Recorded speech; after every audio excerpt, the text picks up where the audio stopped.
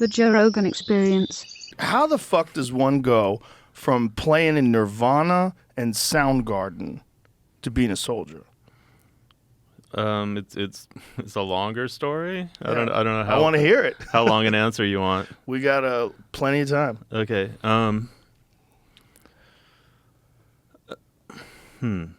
So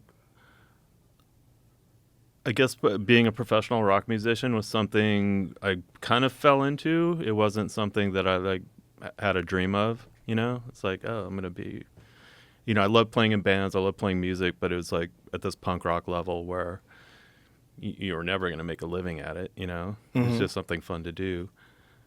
And then started playing with Nirvana. And even at that level, still not making money from it. But, touring. Was it the early days of Nirvana? Yeah. So Nirvana wasn't worldwide at that point? No. There were, even on the Seattle level, like one of the smaller bands, Like there was bands like Mudhoney and Soundgarden that were better known than Nirvana was at the time, for sure. And you played for Soundgarden, too, yeah. Which is also hilarious. Yeah. And when did you so you're in the beginning, so did you have friction with the band? Like, why did you wind up leaving? So with Nirvana, it was just, I guess initially, like when I came on board, like Kurt wanted a second guitar player for the live show, basically, like have a heavier sound live, take some of the guitar playing responsibility off him so he could concentrate on vocals, like that kind of thing. And initially, like, I thought I was going to be able to contribute to the band creatively. And then it got to the point where I realized that wasn't going to happen. And the same thing happened with Chad, the drummer, I think. And it was like everyone in the band, including myself, was like very poor communicators, like a lot of passive aggression. And, I mean, we were kids, How old were you at the time? 20, I think. And yeah, I wasn't equipped for it, and became more and more unhappy with the situation, and then ended up leaving. So was it that, like, when you would try to put creative input in, it would get shut down, or they weren't interested, or Kurt wasn't interested? Yeah, so, like, on the rare time where we actually rehearsed as a band, which was not a lot, Kurt would kind of half-heartedly, like, hey, who has ideas? And like I'd throw a couple ideas out, and then Chad, like a very accomplished musician in his own right, would throw some ideas out, and then it'd just kind of be glossed over and like, okay, here's the new song I wrote, and start learning that. So it was very egocentric, cursory, It's like he kind of like threw it out there, but then it wasn't going to go anywhere. And so so you went for Nirvana first and then to Soundgarden?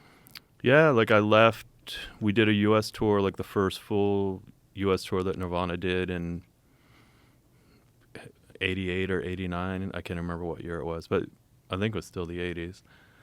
And like I left at the end of that tour, like, okay, I'm done. Like, nice little foray into rock and roll, but I'm going to do something else. And when I got home, I was planning on going trekking in the Himalayas. Like, really? Yeah, that was the next thing. It's like, okay, this was a nice diversion, but I'm going to kind of fulfill this dream I've had since I was a kid of like trekking in the Himalayas. So I went to Metzger's Maps in Seattle and was buying maps of the Himalaya, of Nepal and Tibet and all this stuff, and like getting gear sorted, and that's what I was going to do.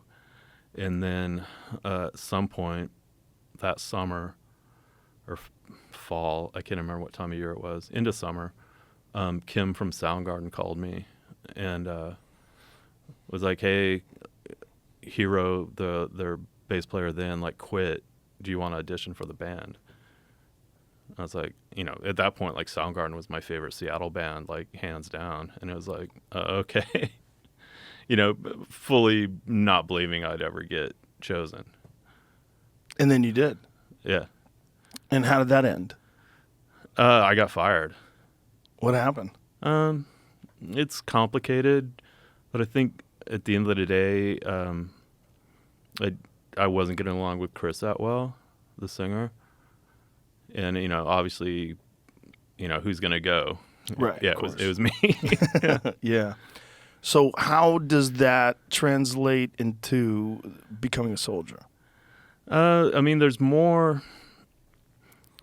There's more to the story than that, because there was still, like, I basically, like, getting fired from Soundgarden, like, put me in a pretty bad tailspin. It was a rough patch in my life for sure, and so in order to kind of cut this tailspin off, like I had to do something radical, and what I did was ended up moving to New York. And so, I mean, there's more to the story than that. But moved to New York, like, basically, I grew up in rural Western Washington, like, so it's kind of polar opposite to what my experience was. Like, got a job in a warehouse, got an apartment, and kind of started my New York life, and did that for a couple of years. What was your plan when you moved to New York? You just wanted to try it, experience life in the city? I think the main plan was like get out of this funk that I was in, And How old were you at the time? 21, 22 maybe. So just young guy trying to figure out life. Yeah. I mean, like the Soundgarden thing, I mean, getting fired from Soundgarden, like, it broke my heart. It was a bad spot for me. And because I love that band, and it wasn't about, I never thought they would get as big as they did. Honestly, it kind of surprised me when they did, because they're a great band, but I always thought they were a little too quirky to be huge, despite the Chris factor, like, this genetically engineered rock star, But I always thought they were a little too weird to have like mainstream success, which was fine with me. I thought they'd be like a big indie band, like Sonic Youth or Butthole Surfers, like that level, And but it was more like I just loved that band, and I loved playing with them, and like having that taken away, it fucked me up for a bit. So what happened?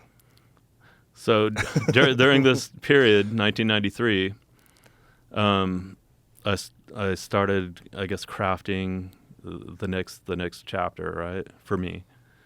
And I'd always been really intrigued by the military. Both my grandfathers were World War II vets. So my maternal grandfather was a tank commander in World War II, and he was kind of my introduction to like military stuff, and I'm a little kid, so I'm intrigued by it. Like, tank commander, that's cool.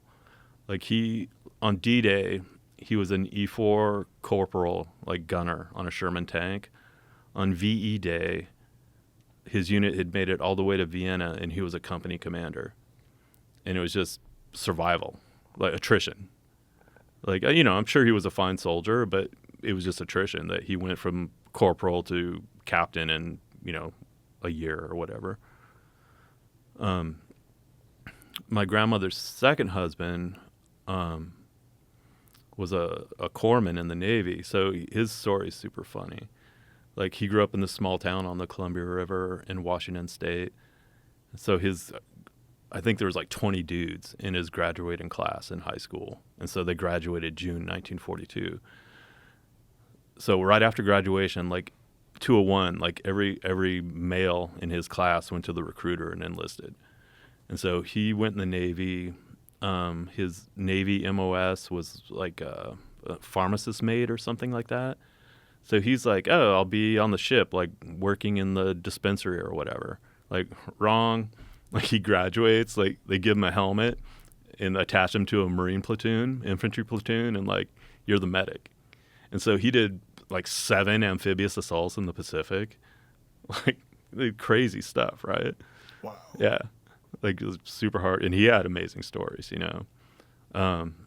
And then my father's father was in the Coast Guard, and he did a lot of coastal patrolling, Oregon coast, Washington coast, Columbia River during the war.